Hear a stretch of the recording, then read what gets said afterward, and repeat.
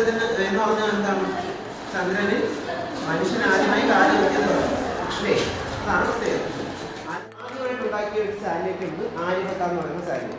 അപ്പോൾ ആര്യഭട്ട സാറ്റലൈറ്റ് ഉണ്ടാക്കുമ്പോൾ സാറ്റലൈറ്റ് ഉണ്ടാക്കിയിട്ട് വെച്ചാൽ പോലെ എന്ത് ചെയ്യണം? നമുക്കിവിടെ മനസ്സിലാവേണ്ടത് എന്തൊക്കെയാണ് നമ്മൾ ISRO ചെയ്യുന്നത് എന്ന് നിങ്ങൾക്ക് മനസ്സിലാക്കി തരാൻ നിങ്ങളൊക്കെ ഭാവിയിൽ അവിടേക്ക് റിപ്പോർട്ട് ചെയ്യാൻ കൂടെയാണ് നമ്മൾ ഈ വന്നിരിക്കുന്നത്. അപ്പോൾ നിങ്ങൾക്ക് ഇതിനെക്കുറിച്ച് നല്ലൊരു ബോധം വേണം. അദ്ദേഹത്തോടുള്ള ആദരസൂചകമായിട്ടാണ് നമ്മുടെ സെന്ററിന് ഇപ്പോഴത്തെ പേരെന്തിട്ടേക്കുന്നത്? വിക്രം സാരാഭായ് സ്പേസ് സെന്റർ എന്ന് പേരിട്ടേക്കുന്നത് കേട്ടോ. ചെറിയ സാരി 40 കിലോ ചെറിയൊരു സാരി. അപ്പോൾ അത് കൊണ്ടുപോകാൻ പിന്നീടാണ് നമ്മൾ സ്വന്തമായിട്ട് ഓരോരോ റോക്കറ്റ് ഉണ്ടാക്കി കൊണ്ടുവരുന്നത്. മനസ്സിലായി? ഇന്ന് മറ്റ് രാജ്യങ്ങൾ പോലും നമ്മളെ സമീപിക്കുന്നുണ്ട്. അവരുടെ സാഹചര്യങ്ങൾ സ്പേസിലേക്ക് കൊണ്ടുപോകാൻ കുറഞ്ഞ ചെലവിൽ കൊണ്ടുപോകാൻ പറ്റുന്നത്. നിങ്ങൾ താഴെ കുറേ മോഡൽസ് കണ്ടില്ലേ? അതിലെന്തൊക്കെ ഉണ്ടായിരുന്നു?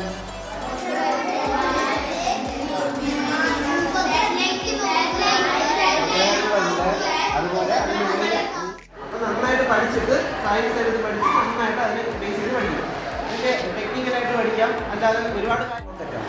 അത് നമ്മൾ സ്പീഡ് സെയിം ആയിരിക്കത്തില്ല, നമ്മൾ കൊണ്ടുപോകണം. അതായത് കംപ്ലീറ്റ് ആയിട്ട് ഓക്സിജൻ കൊണ്ടുപോകാൻ പറ്റില്ല. അതെ, ആ ഒരു ലെവലിനായിരിക്കും കൊണ്ടുപോകാം. അലൂമിനിയം അതിൻ്റെ ബോഡി ചെയ്തിരിക്കുന്ന അലൂമിനിയത്തിലാണ് ചെയ്തത്. ഇത് കത്താൻ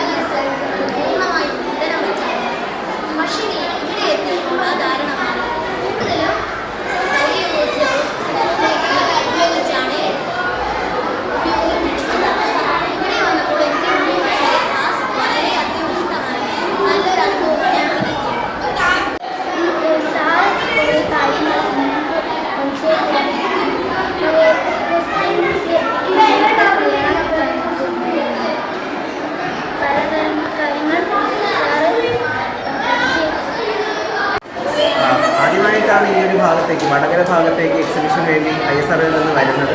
അപ്പോൾ പറമ്പിൽ LP സ്കൂൾ എന്ന് പറയുന്ന കൊച്ചു കുട്ടികളുടെ ഈ ഒരു ലോകത്തിലേക്ക് നമ്മളുടെ വലിയ റോക്കറ്റുകളെ കുറിച്ചുള്ള എക്സ്പ്ലനേഷൻ കൊടുക്കാൻ ഞാൻ വളരെ ബുദ്ധിമുട്ടെന്നാണ് വിചാരിച്ചത്. പക്ഷേ എന്നെക്കാൾ നല്ല രീതിയിൽ അവർക്ക് ഇതിനെക്കുറിച്ചുള്ള ഗ്രാഹ്യമുണ്ട് എന്ന് ഈ ഒരു ക്ലാസ്സിലൂടെ എനിക്ക് മനസ്സിലായിട്ടുണ്ട്.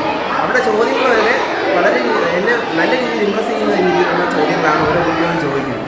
റോക്കറ്റ് വർക്ക് ചെയ്യുന്ന അതിൻ്റെ ഇന്ധനത്തെക്കുറിച്ച്, അതിൻ്റെ വർക്കിംഗ് പ്രിൻസിപ്പിളിനെ കുറിച്ചൊക്കെ ഈ ഒരു ചെറിയ പ്രായത്തിൽ തന്നെ മനസ്സിലാക്കാനുള്ള ഒരു ആകാംക്ഷ ഈ കുട്ടികളിലുണ്ട്.